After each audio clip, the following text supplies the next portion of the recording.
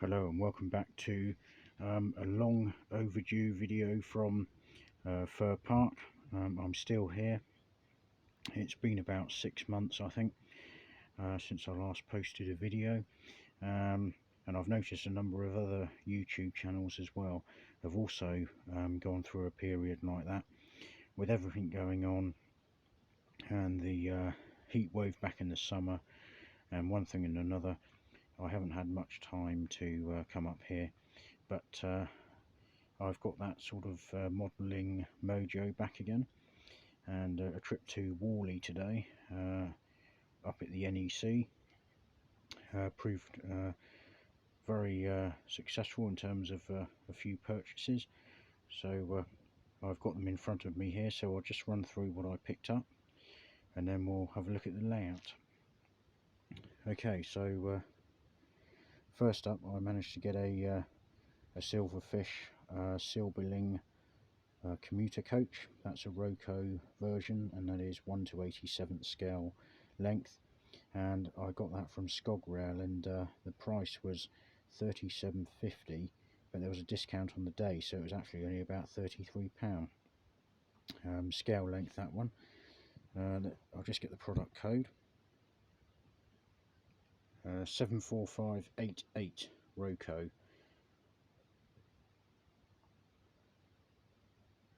I have changed the couplings on it as each end, but there it is. That's a 1/87 scale Roco, so that will go with the rake that I've got already of the Pico Expert range ones. Next up I went to another stand selling pre-owned Continental, and I picked up this Fleischmann refrigerated beer van, which these are always a firm favourite. Got that for a tenner. There's the code reference. Yep, I like those. They're always a popular item of freight rolling stock.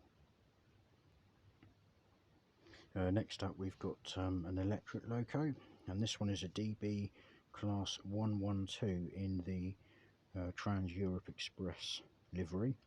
I've been after one of these for quite some time, and luckily there was a pre-owned one, so I couldn't believe my luck, and it's in immaculate condition. There's the code reference.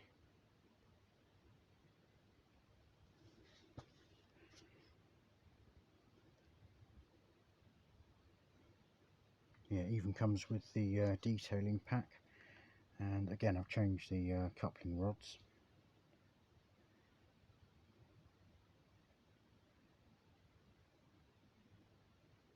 And I picked up a Roco DB class 140 electric green, and again another bargain. Let's just get the code reference.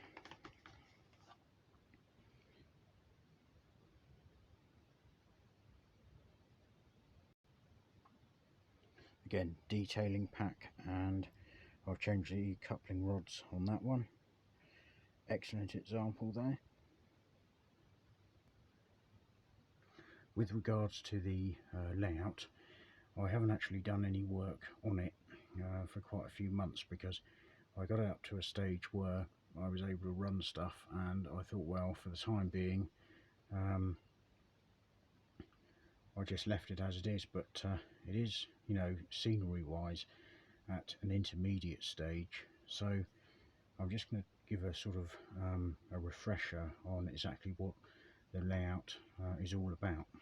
So I wanted a multi sort of action by level layout based loosely on the Brenner Pass, and also a little bit of regional sort of S-Bahn, and sort of selected sort of highlights really. So what we've got coming out of the lower level here, we have a double track main line, and you can see I've tried to make it look sort of a little bit sort of Brenner Pass like, with rock faces and tunnel entrances, and that double track emerges from the non-scenic section, and it passes along the front of the layout here. We have a additional freight through loop there which can hold a train, as you can see. And then the upper level is the S-Bahn line, which also emerges from the non-scenic section into a 3-loop platform through station. I've made good use of the Hornby overhead station oval roof canopies there, cut down a little bit, but they are getawayable with the European sort of look. And that goes all the way along with the lower level main line passing down below.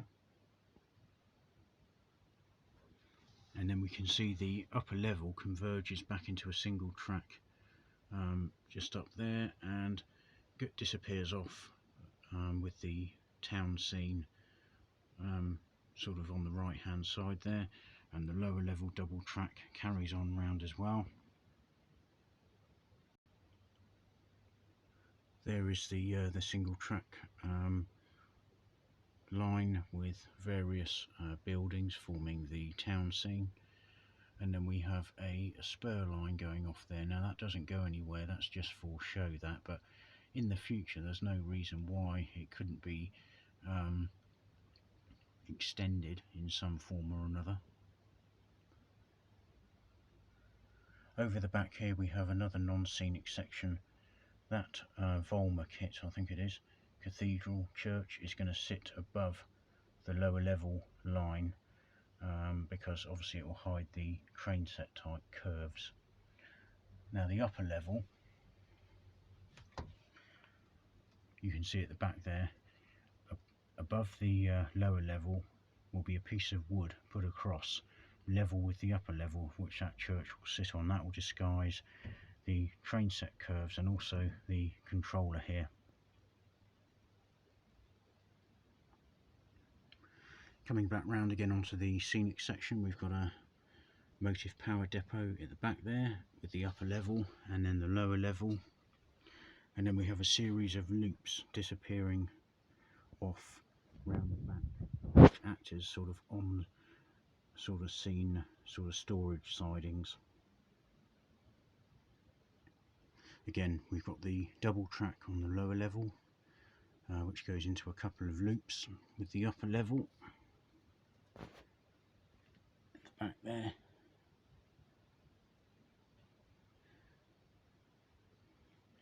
Then we come into another station here.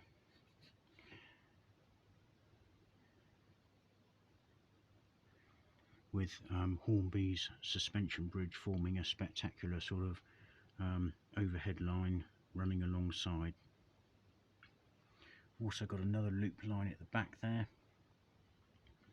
with another crossover. There's more detailing on the lower level station this side.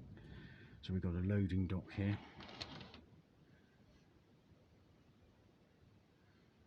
We've got a OBB Barn Express wagon there. And then we move further on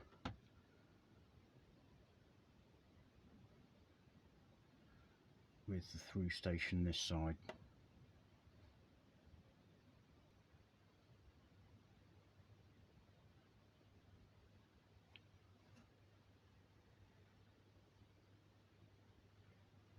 And then over there you can see that we have another tunnel entrance with the return of that loop that goes around the back, just to give a bit of added operational interest and make it look a bit more continental. In the background we've got a static N gauge line which I use for static trams.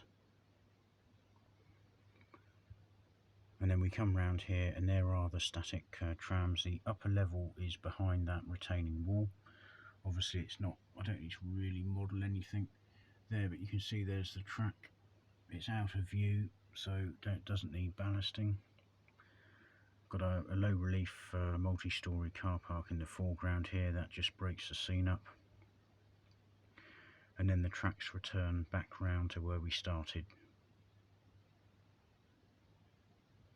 One job that I am going to do is I'm going to put a fence along here, all the way along, because it doesn't look very realistic just having track that close to the edge of a retaining wall with a sheer drop down the other side. So I'm going to be working on this area, and I'm going to try and disguise the gap going through off scene.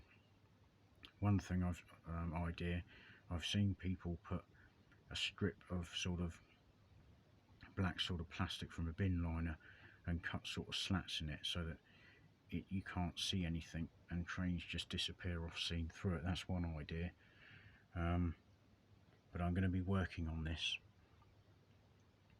And also at the back where we've got the roof sort of supports, sort of trusses, I need to do something with that, because it would be nice to sort of have something at the back there. So that's one thing I'm going to be working on.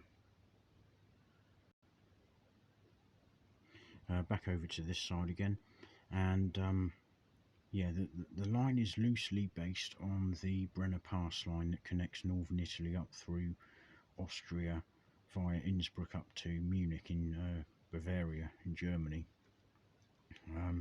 So I'm trying to take a sort of snapshot of a bit of everything. The station in the foreground here is one of those sort of type of stations on the route. The upper level is more based on a sort of S-Bahn or a sort of Town barn or something like that. It's more generic, but I've tried to go for a bit of everything, and I think I've got this layout sussed. It's everything works. I've had everything running on it, so I'm happy with it. And there are other jobs to do, completing the ballasting at the back there, and obviously adding detail and just bringing it to the next stage really. But other than that, I've not really done a lot, because I haven't really been in the mood, and it's one of those things. Sometimes you're just not in the mood for it with everything going on.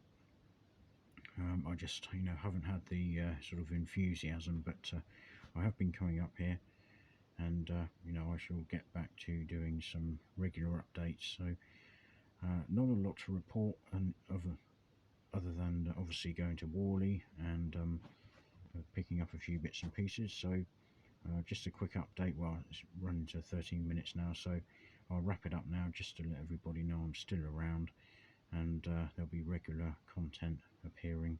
So thanks for your continued support, and hopefully what I'm doing is of interest. So I look forward to seeing you in the next video. Thanks.